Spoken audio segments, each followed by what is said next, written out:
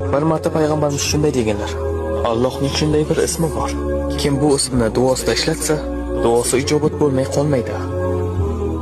Bir kuni Anas roziyallohu anhu shunday dedilar: Men payg'ambarimiz sollallohu alayhi vasallam bilan masjidda o'tirganimizda bir kishi namozni tugatdi va yana ruku qildi. Keyin esa sajda qildi.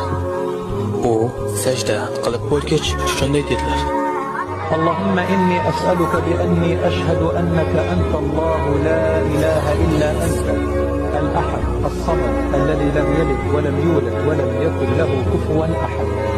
Va u Allohdan so'rashni davom etdi. Payg'ambarimiz o'girildi va u kishiga shunday dedilar: Sen Allohdan uning eng buyuk ismi bilan so'rading.